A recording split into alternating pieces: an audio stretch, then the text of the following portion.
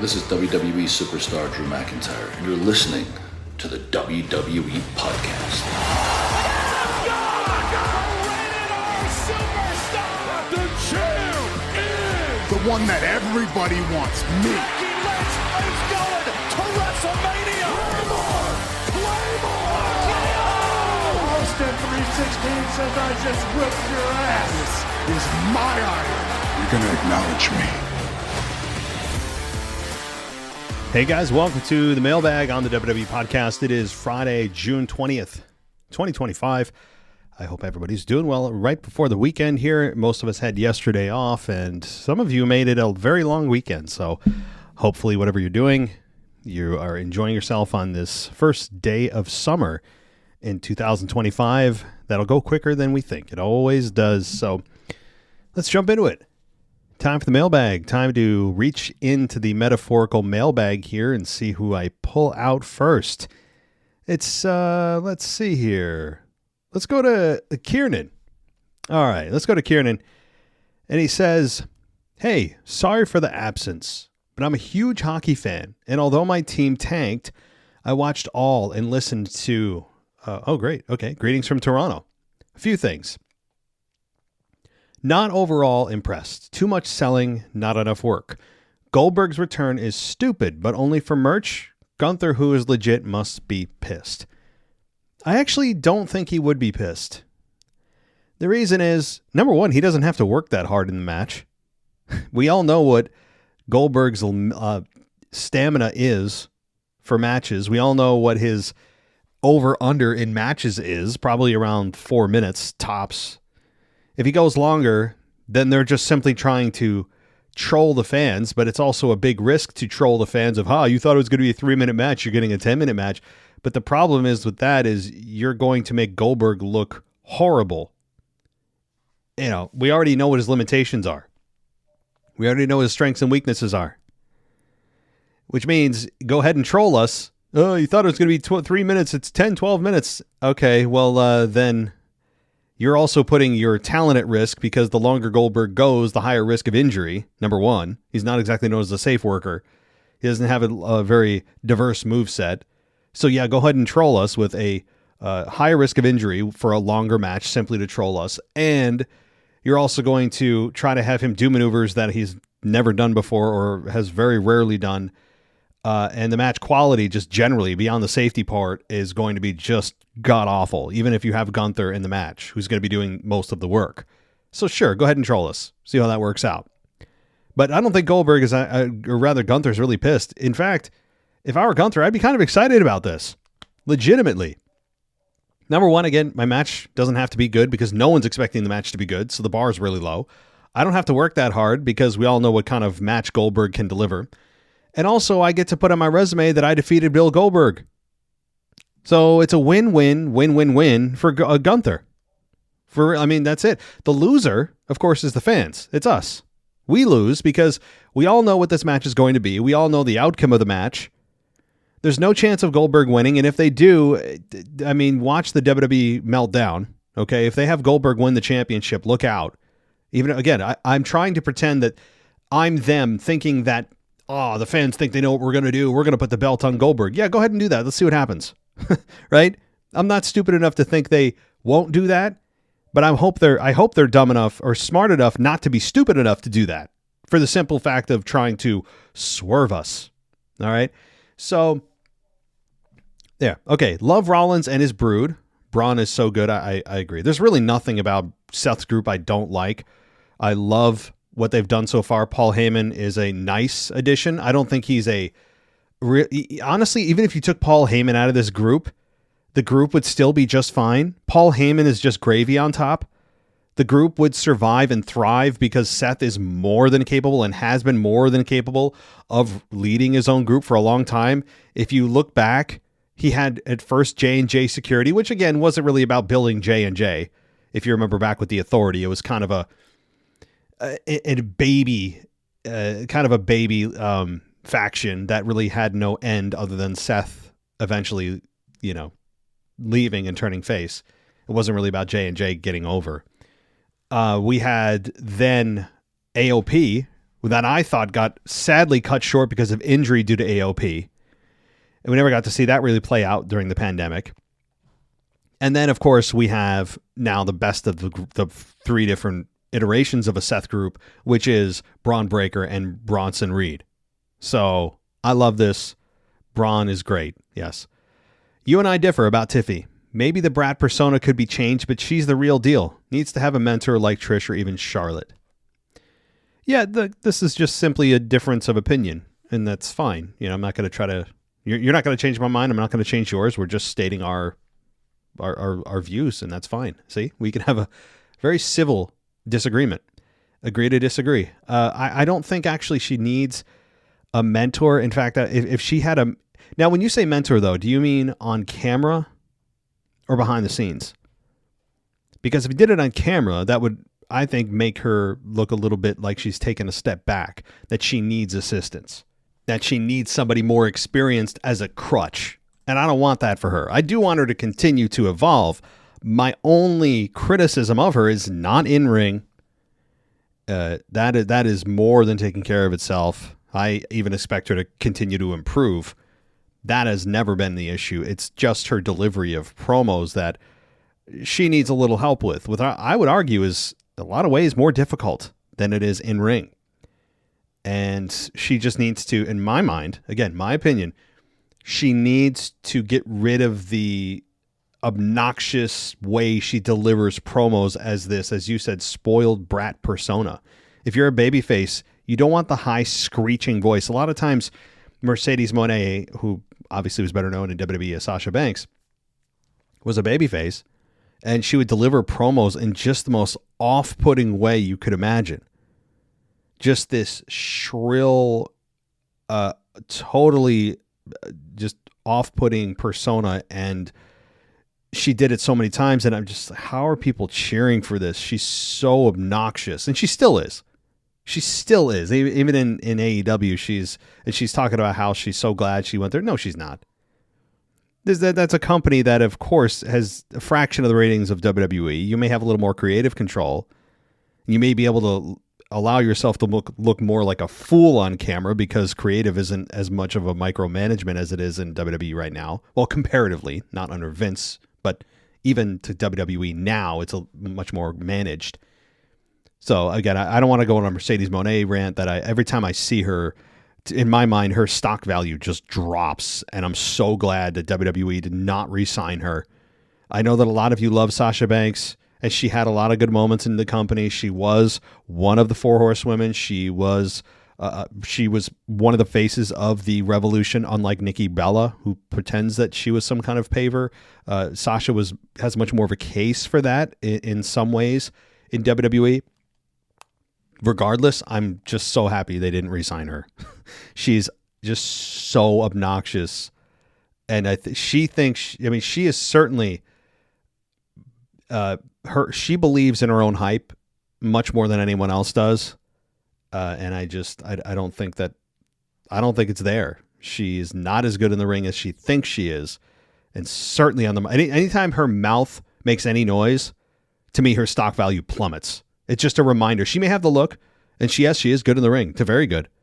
But anytime any sounds come from that voice box at all, the second her lips part to make any noise, her stock value just tanks. It's just a reminder of, oh yeah, like she's just, in my mind anyway, the epitome of narcissism. She is a narcissist at her core.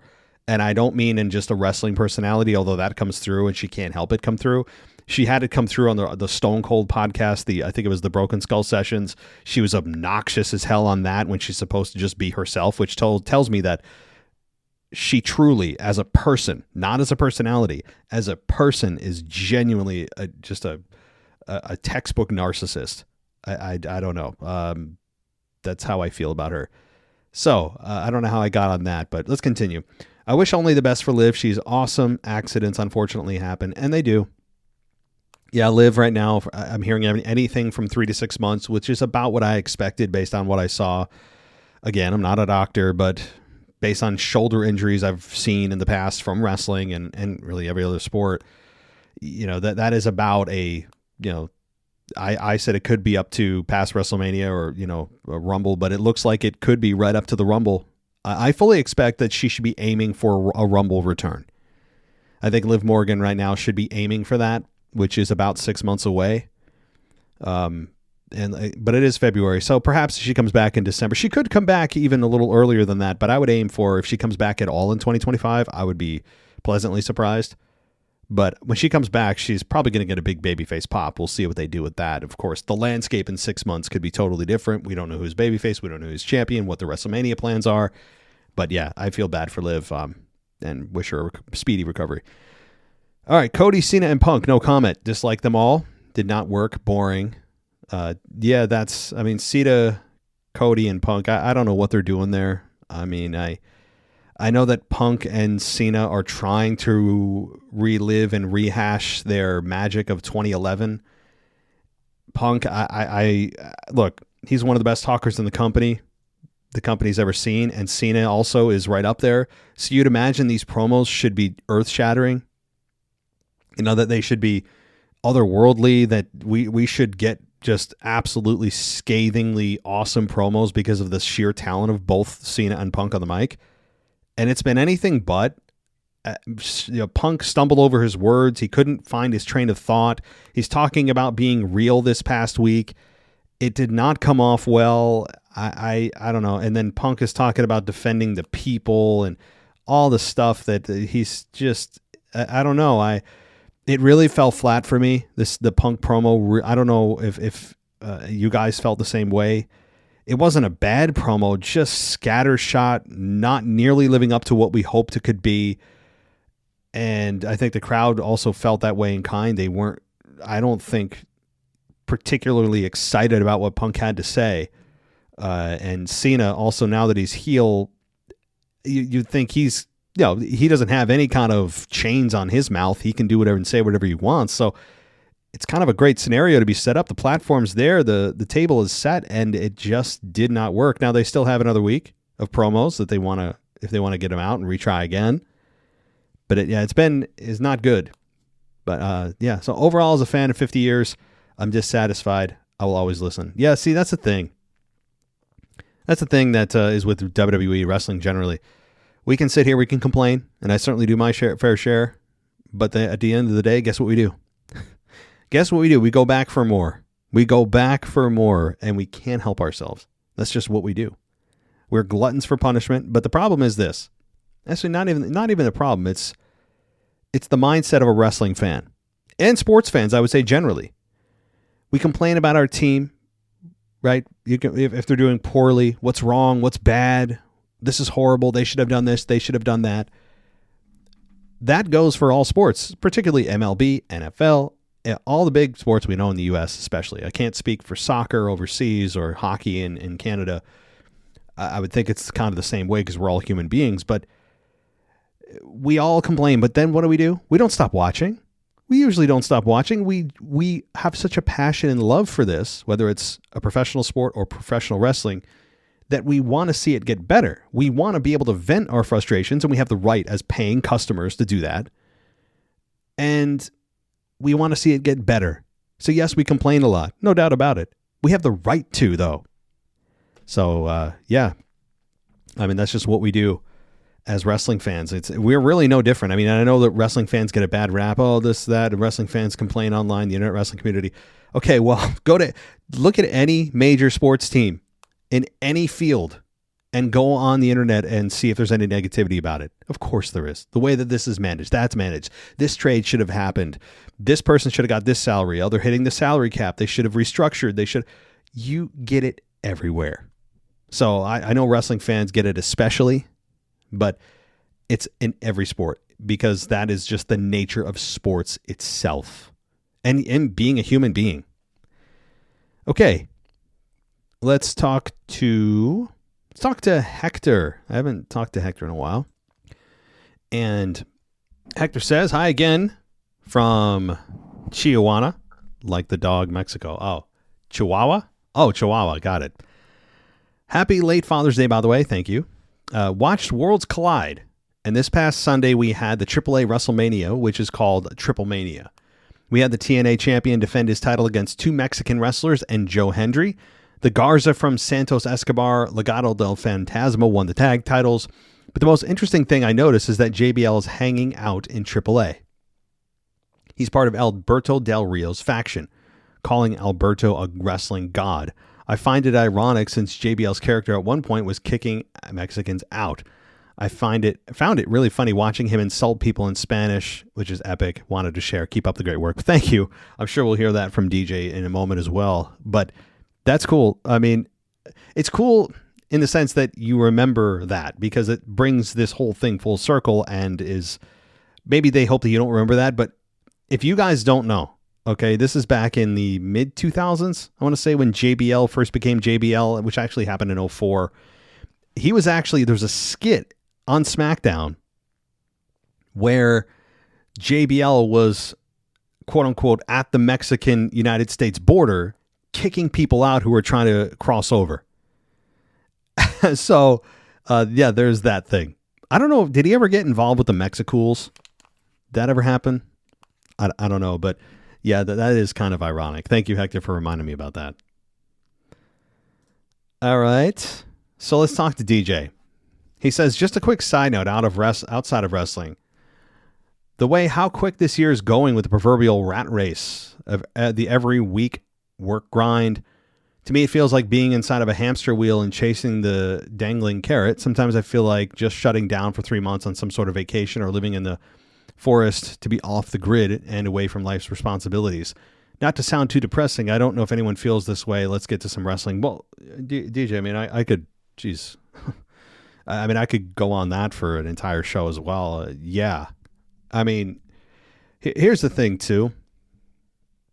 As you get older, you hear that time goes faster. And then as you get older, you realize time does go faster. Now, it doesn't actually go faster. We're still only experiencing it 1 second at a time. But our perception of time changes. And I remember watching something, I don't know if it was on the Discovery or the Sci-Fi Channel. I can't remember. But the reason is there's actually science behind that. It's not just a, wives' tale or some trope that people say, oh, when you get older, time goes faster. It's like you hear that and you're like, yeah, whatever. But there's science behind it. And the reason is because as you get older, this is in part, not whole, but you're experiencing time at the same pace. But the reason you anticipate or see time go quicker perceptually is because each second, each day, each week, each month, each year that goes by is a smaller portion of your life. In other words, if a year goes by when you're 40, that's 1/40th of your life. When you experience 1 year when you're 5, that's 1/5 or 20% of your life. So it feels longer. But when you're older, you've experienced all this time up until this point. And now a year doesn't feel like long because you've experienced it first of all, 40 times, using this as an example. And it's a smaller portion of your total life, if that makes sense. Now, I think there's other reasons for it, the way your brain chemistry works and how it perceives time. But that I know was part of the reason, which is kind of interesting. It makes total sense to me. So, yeah, but as far as my whole point about saying that is I agree. I mean, I feel like there's times I honestly have considered just quitting my job. I can't afford it. My whole life would crumble. But there's been times I'm like, but could I make it work? Could I just say F this and could I do it? Retire at 40 years old and just bounce? Is there a way for me and my family to could we do it? Yeah, I mean, it does. You feel like you're just repeating. It's Groundhog's Day. And we are creatures of habit. We have routines, which routines are good, but they also can be monotonous and you get very bored with them. I totally agree. Yeah. I think all of us can relate to that. Okay, so I know this is not a work, but now that Liv is going to be out of action for what seems like till later on in the fall, it would be interesting to see how WWE books this Roxanne Perez and Dirty Dom potential relationship. With Dirty Dom becoming a babyface over time with the crowd, does WWE book Dom to be seduced by Roxanne only to then have Finn be the mastermind of removing Dom from the Judgment Day? I think yes to that, meaning yes, that Finn is going to be the heel in this whole thing. I've said that for a few months now because Finn, number one, hasn't done anything of significance. At least, well, I shouldn't say that. That's a little dramatic. Finn has not been the focal point of anything going on in the Judgment Day since its inception outside of attacking Edge. Remember? He has almost never been the focal point. He's always a background supporting character. So for him to do this, I think would bring Dom into the front and more importantly, bring Finn Balor back into the front where he's been absent for a long time. And I think Dom would play a better babyface because people, I think, are tired of it. They've gotten all their hatred out of Dom. It's time to change things, and you're seeing that right now.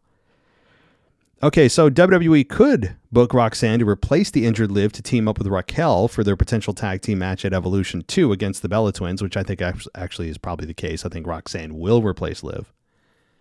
However, as I continue to think this through, I think later in the year when Liv returns, there's going to be a match of Liv versus Roxanne at Bad Blood or Survivor Series, with the stipulation being that the loser leaves the Judgment Day. Yeah, why not? I mean, Liv is going to be a babyface upon her return. So that is going to, I mean, that's a given. Liv already is a babyface because people are sympathetic to her injury. So she's already going to be a babyface. That's guaranteed. Roxanne can play, spoiler here, Finn can be the mastermind, and then it's going to be Finn and Liv versus Roxanne and Finn. So, wait, Dom and Liv versus Roxanne and Finn. That is probably going to be a match that we're looking at 5-6 months from now. Are we living in parallel universe where John Cena, the heel, has a couple of babyface enemies? 10 to 15 years ago, the roles were reversed with a face Cena and heel Punk. A face Cena versus heel Cody, a face versus a heel Orton, a face Cena versus heel R-Truth. I just hope that WWE doesn't do some sort of fatal five-way because of each of these four guys could possibly end Cena's title reign. Yeah, that's fun. They're doing rivalries that Cena's already had, except they're switching the cast. The roles of the cast, which is a fun little dynamic. And look, I think we all can agree that John Cena's heel turn has not been everything that WWE and or the fans have hoped for. It doesn't still feel right to me. It does not feel right. It still sometimes, I know Cena's trying, but it still sometimes feels forced. I still don't believe what he's saying. Maybe it's because we heard him be Mr. Hustle, Loyalty, and Respect for a quarter of a century. That's part of it. Also, the fact that he's kept his same music. He's kept his same attire. So, yeah, sure, he's trying, and he's attacking the crowd the best he can, and he really may mean some of it, but for some reason, I don't believe him. I just don't believe him. Now, all that said, despite the fact that I think generally so far the heel turn has been a slight flop, I would have done this 100 out of 100 times, even knowing this result. Why? Because I'd rather live in a world where I know that it didn't really work well than wonder what if. If this is it and there's no other opportunity to do it, then I would choose this 100 out of 100 times. Again, even knowing where I'd end up now, even if I had that foresight. Because even if John Cena didn't turn heel, okay, we probably would have had, it would have felt more authentic with John Cena still being John Cena, being the guy we've all known for 25 years, and that's fine. And he would have had a fun run and some fun promos and all that stuff. And it would have been just fine. But that's the thing. I'd rather have a something bold that we've all wondered what it would be like, kind of flop, than something that we know would be just fine. You know what I mean? So I still would agree with this. But anyway, final point. How is it that Karrion Kross was not considered to be a part of King of the Ring? After not being selected for Money in the Bank, after not being included in the Men's Elimination Chamber, after not being included in the Men's Rumble, and so on. There was at one point an online movement for Kross, hashtag We Want Kross, to be pushed for a main event spot. However, it seems like that movement has fizzled, while the We Want Truth movement was gaining momentum. I don't see why, with Drew McIntyre being off for a couple of months, that Karrion Kross could take Drew's spot and get into some interesting feuds with Punk or Jay, or dare I say even Cody Rhodes, to kind of sidetrack Cody from his focus on trying to get the rematch with Cena. Yeah, DJ, that's a good point. I think that you have the fans here who, for a brief moment, wanted Karrion Kross in the main event. But here's the catch here. We need to remain consistent with any kind of movements, because WWE, while they will pretend that we don't have power and talk about how it's part of the plan and this is that, which of course a lot of times is just total BS. They just don't want to give us credit for, choosing the right path versus a path that the WWE thought was right and ended up being wrong. They don't want to give us any more power than we think we already have. We understand that. But they know, and they're smart enough to know, that sometimes hashtags are just a quick fad.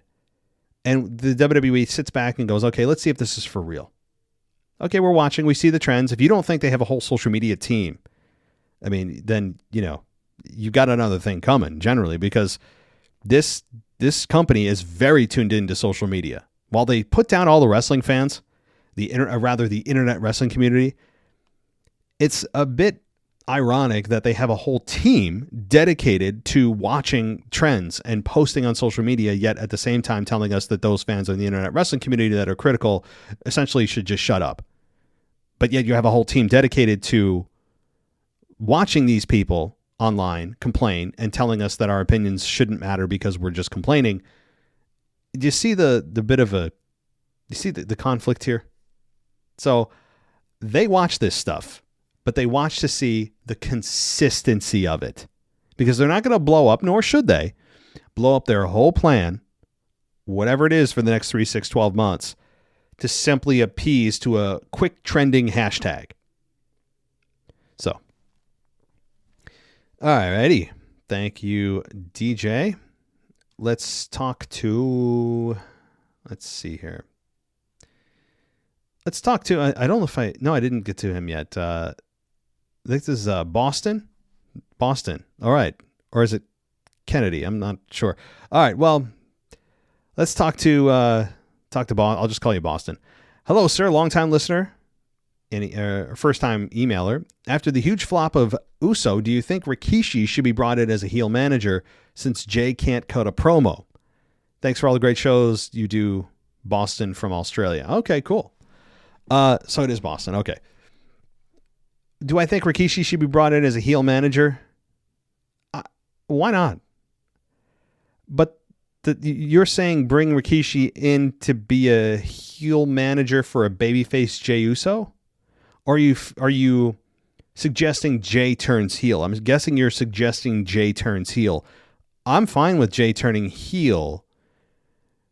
If I was WWE, though, of course, you got to look at the revenue being brought in by all of his merch with the whole Yeet stuff. So again, that stuff matters. People forget that it's not just about crowd reaction alone. It's how much money they're making behind the scenes for merch. I mean, that does matter. So I would look at those numbers, and if money made sense, hey, let's try it out. Bring in Rikishi. I'm fine with it. Rikishi, I'm not asking for him to have a match of any kind, but Rikishi's been very vocal, very upset about the whole deal with Jey Uso losing the championship in such quick fashion. He's been so angry with it, and obviously he's biased. I mean, let's be honest, his bias is rightfully so. I mean, when you have family there that you feel are being slighted, you look at it differently than if it was just somebody that you had a no blood relation to, and it's just part of being a human. But Rikishi can talk, and I'm fine with it. If they wanted to give that a go, the question is, again, do you want to turn Jay heel, though? Because you'd have to. Either way, Jay can't cut a promo. I think we've learned that. He just can't. He can't cut one that is coherent, consistently coherent, where he's not out of breath. He doesn't use slang, and he can, just give you his point without everything being about yeet. Like that's been beaten to death. It's been a cute catchphrase, and it's certainly generated a lot of money for him. That's great. But again, we've learned that Jay can't be trusted to cut a really good promo that we deem like an A+ go home promo. All right. This is from someone I missed last week, so I apologize. This is from, I don't see a name, but I see Pipe, Pype. I'll leave it at that. So Pipe says, Pipe 720, Pipe 720. Okay. Says, love the pod. This is a response from a question this morning about the proliferation of new ads. I started watching WWE in February, and the amount of ads has been very striking to me from the outset. I'm kind of okay with in-ring ads, as it doesn't really change the matches for me. What's extremely off-putting are the in-match commercials. It tells me that WWE doesn't think the matches are important, and it crushes kayfabe since you know nothing will happen during a commercial. Yeah, that's always been the case, though. I mean, we're getting them more now, but anytime you get a commercial in the middle of anything, you know the big thing ain't going to happen. Like someone's just sitting in a rear naked choke for 5 minutes, or it's just kind of nonsense moves during commercial. It's just the hold steady, steer the ship. We're not going to do anything crazy. It's just going to be stay the course. No finish, nothing big, no returns. I would agree with that. But also, I think it's even more telling if you're in the arena, because you can kind of, when they're going to commercial and you can just, everything slows down. So, yeah, it's just part of the show. I mean, they have to make money. I get that. They have to make money. Otherwise, they won't be in business. It goes without saying. I despise the in-ring ads. I think it's almost disrespectful. I understand the UFC has it. Okay, I get it. I understand. But pro wrestling was the one exception here. Like that's what made that canvas sacred. And to me, it's being desecrated with Slim Jim, Snickers, Fortnite, whoever their sponsors are that are buying up these ads, this ad space. Any blank space that's available, WWE and TKO are selling, with no regard to the at-home viewing experience. It's just they're thinking to themselves, they'll get used to it. They'll get used to it. They'll get used to it. Who cares? They'll get used to it. Nah, I'm not. I think it takes away from the experience, especially when you're going to have the wrestlers start wearing the sponsor's gear to the ring. Or you have a Slim Jim sponsored table. Are you kidding? It's just horrible to me. I hate it. I understand it, but I hate it. As a soccer fan, I can assure you that wrestlers wearing ads is very much a possibility. It happens now in every other major sport. I don't think they should or will do that because wrestlers' image is too important. Nah, I don't think so. I don't think they care. I think that they've already gone this far, putting the logos on tables and stuff. And they'll have a Slim Jim sponsored steel chair soon. They're an inch away from doing this to put it on the wrestler's gear, because they know they could get a ton of money for that, especially for a top talent that wears even a small little patch of whatever the sponsor is on their gear. They'll do it. They're already, again, an inch away from it. I started watching WWE only because Raw came up on my Netflix with ad-free replays. I watch a lot of sports, and the ads definitely affect what I watch. I stopped watching the NFL because it's too long with too many ads. I'm not a diehard WWE fan yet. I don't have any nostalgia for WWE. If it goes too far with ad placement, I will easily watch something else, even if only out of principle. So, okay, you're not a nostalgic fan. You never really grew up with it. This wasn't your part of your childhood. Jim Ross wasn't a voice of your childhood. So, that's interesting hearing from a fan that doesn't have nostalgia sickness for WWE. I mean, as a millennial, I'm not sure how old you are, but in the millennial era, if you're in that age bracket, we have a disease called nostalgia, where we are just nostalgic for everything. We're nostalgic for old commercials and old movies and places we used to go as kids, and old episodes of pro wrestling or whatever. We are a generation sick, absolutely sick with nostalgia. And I think a lot of that is due to the fact that, sure, we lament for our days as children. We do, because we realize what we had and now it's gone. That happens with every phase of life. You don't know you're in the good old days, so they're gone. Famous saying. So But I think the biggest reason our generation is sick with nostalgia is because we are the first generation to have video recording capability. We're the first generation to have a digital footprint on this world. So we're able to view our past in a way that no other generation that ever came before us has, right? We can look at old videos, old pictures from a digital camera, that kind of thing.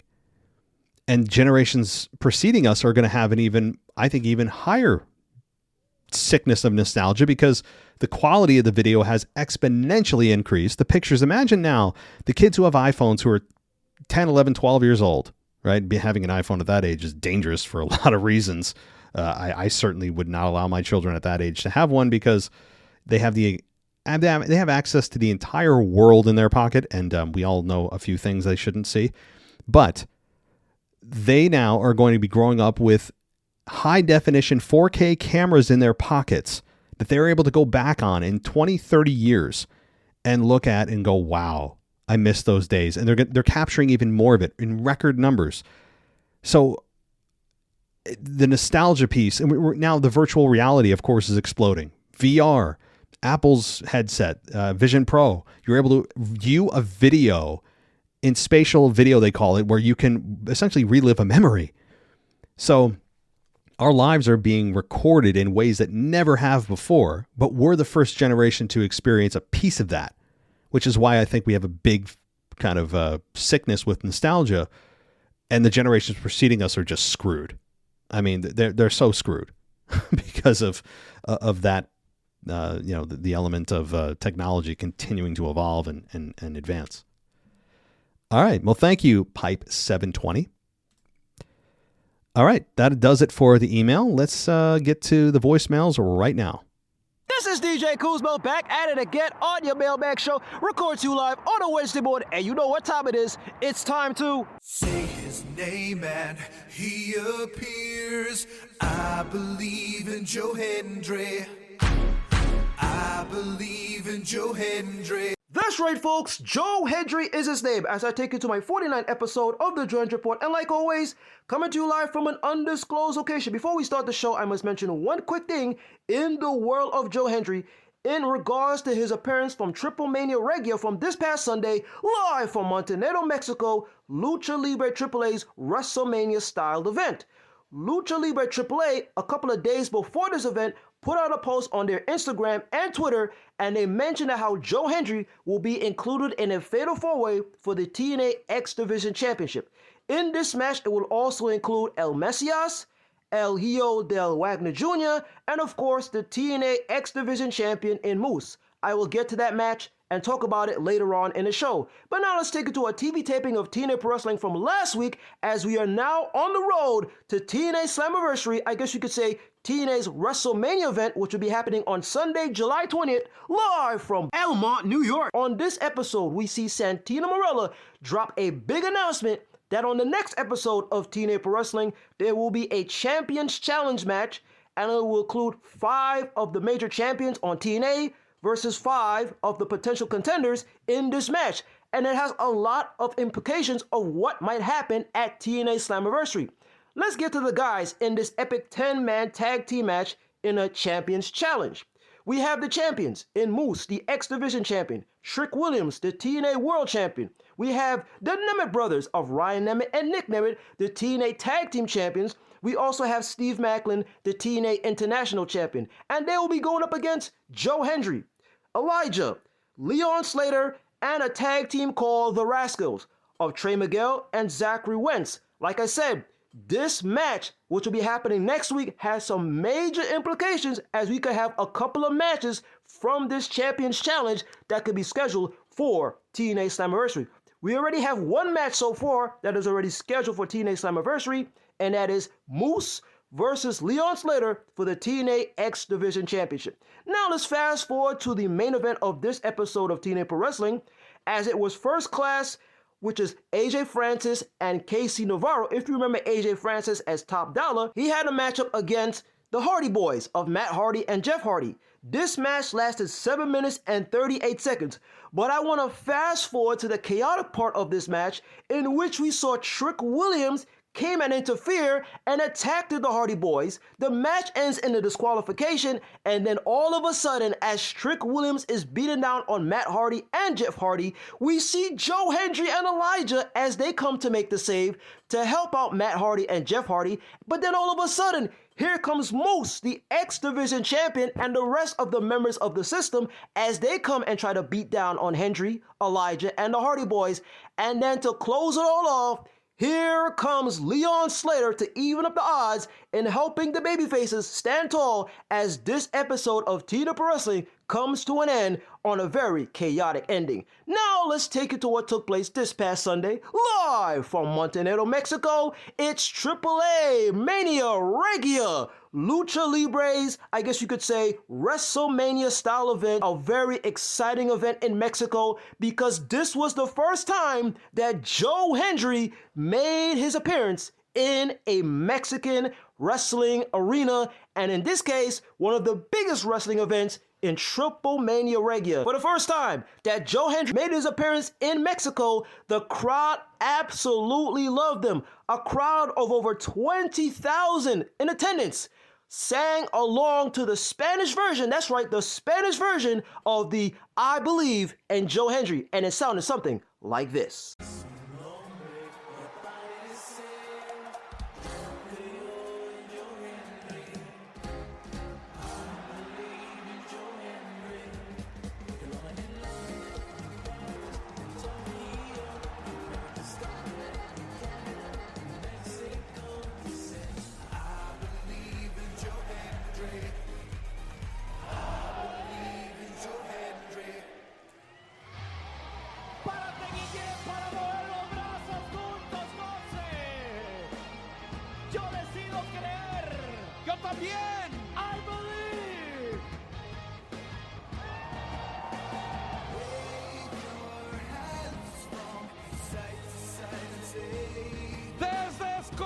Para todo el mundo, Triple Manía Regia recibe a Joe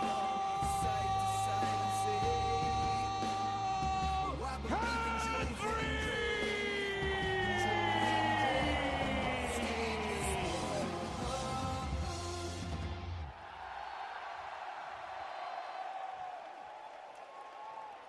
And there you have it, folks. Joe Hendry making his first ever appearance in Mexico as over 20,000 in attendance were singing along to Joe Hendry's music, the Latin version. And I must say, quick shout out to the Easy Band. These were the guys that created the unofficial Latin remix to I Believe in Joe Hendry. This is the Norteño remix from the Easy Band. So shout out to the Easy Band for making this unofficial remix. Hopefully it becomes official where I can listen to this on Spotify or on Apple Music or on YouTube. But this was such a great moment to see Joe Hendry and in this Triple Mania Regia get that type of crowd reaction. He is a viral sensation, not just regionally, not just nationally, but international in Mexico, one of the biggest places for professional wrestling. But now let's get to the match itself. The Fatal 4-Way for the X Division Championship of Joe Hendry versus El Mesias versus El Mijo del Wagner Jr. This match lasted 11 minutes and 41 seconds. At first, it looked like El Hijo del Wagner Jr. and El Mesias, it looked like this was their match because they started up the match while Moose and Joe Hendry were just watching them like, what's going on, guys? As we go through the course of this match, we see Joe Hendry go for what looked like a cutter. Did he just go for a cutter? Absolutely insane. It looked like the RKO, but as we fast forward towards the end of this match, Joe Hendry did not win the X Division Championship. It was Moose who retained the championship, but Joe Hendry did not get pinned. The person that got pinned in this match was El Mesias. As I mentioned, this match lasted 11 minutes and 41 seconds as Moose retained the TNA X Division Championship. Now, as we're getting ready for TNA Slammiversary, it seems like Joe Hendry might just get his rematch against Trick Williams. Always remember to believe, say his name, always remember the words that Joe Hendry says anytime, any place, at any show, and most importantly, always remember to do this. Wave your hands from side to side and say, oh, I believe in Joe Hendry. Joe Hendry is so prestigious. Once again, this is your guy, DJ Kuzmo. Have a blessed week. Be kind to one another. Stay safe, my friends. Believe and peace. Thank you, DJ, for keeping us updated on TNA, specifically Joe Hendry, and what's going on in the AAA, the acquisition that I know a lot of us as WWE fans have kind of not really been focused on. We've heard about Alberto Del Rio. Apparently there are no plans to bring him to the main roster, but it's nice to hear, DJ, that you are giving us a little bit of AAA action as we've also followed Joe Hendry, and with one of TNA's big four PLEs coming up with Slammiversary on, I think it's July 20th. It's nice to know what's going on and hearing about what's going on with the Hardys, still crazily enough, in 2025, and Joe Hendry and everything else going on. So thank you as always, DJ. Let's get to, I think, Alex, the French guy. Alex, the French guy here, your current European champion. It's been a while. To be really honest, I haven't been very watching the product. I didn't watch the product for like some time now, for like 2 or 3 weeks. I didn't feel any hype about the product whatsoever at the moment. I don't feel any star power, to be honest. I like the Seth Rollins faction, but I honestly think that in a general way, other shows, they lack of intensity. The lack of intensity. You know, you have Cody Rhodes facing John Cena. The guy literally stole him the title, and Cody Rhodes is not enraged. Of course, he lost the suit. That's great. I agree with this as well. But he needs to have more passion, intensity. That's the same for Seth Rollins. The guy is the supposedly strategist, architect and everything. Okay, it's fine, but you need to show intensity. How do you do this? You have two big guys fighting for you. Seth Rollins, you need to show intensity because the guy, he knows how to show intensity as a face in a fake way whenever he's screaming and everything. But I mean intensity, I don't know, with the words maybe, but also with the violence. First, I'm talking about Seth Rollins here and his faction. First, they need to find a name also, like a strict and a small name. Maybe I missed it, but yeah, just find a name, a small one, not a long one, like or the something, like the architecture. I don't know. No, that's too long actually. But yeah, Seth Rollins and the product, Raw, SmackDown. Please show more intensity. Bring back Drew McIntyre also, and Roman Reigns as well. Bye, guys. Well, Alex, good to hear you again. And yeah, sometimes we drift away from the product, don't we? Sometimes, even I do this podcast, but I honestly, as I've said in many podcasts before, any episodes, I don't watch every single minute of every single show. A lot of you do, and I give you credit for that. I, number one, don't have the time to watch every minute of everything, and that's why I miss stuff, and it happens. But yeah, sometimes you just naturally drift away. And it seems like you drifted away a little bit because of the lack of intensity is what your claim is. And I can absolutely, I can sympathize with that. Now, not everything needs to be intense. Not everything needs to be a blood rivalry or have everyone shouting at the top of their lungs that it's life and death. Not every rivalry should be that, nor would it be that. But with Seth, I think you're right. There needs to, and I think even more than intensity, I will say intensity is on my list of issues with that particular story. Although I think it's going fine. I wouldn't say it's awesome, but I'd say it's doing fine, and it's really helping Braun and Bronson Reed. But more importantly, they're not getting a lot of momentum. Bronson and Braun are, I mean, they've already lost matches before. Seth, has, you can count on one hand where he stood tall at the end of a show. WWE has this I guess, chronic issue that they need to let the crowd go home happy all the time. And that shouldn't be the case. Anger is a hell of an emotion. Anger will keep you coming back to see that group or that person get their ass kicked. Sometimes you need to piss off the audience in a way that makes you want to have them pay to see a babyface come in and kick their teeth down their throat. And with Seth and his group, they need to get more vicious. I would say intensity on the mic is fine, but I think intensity in what they're doing hurt people. Again, in story, injure people. Try to break people's legs. Stomp them on the concrete. If safety first, guys. I'm not actually advocating. I know some people somehow read into them. I'm advocating for people to get really injured. No. I'm saying in story, stomp somebody on a chair. Make someone bleed. Do it consistently. This group seems too vulnerable, and it shouldn't. I would argue consistency in their booking of looking dominant is what is missing even more than intensity. Intensity is a close second for me. But I would argue that it needs to be consistent booking of dominance, where the baby faces very rarely get over on Seth and his goons.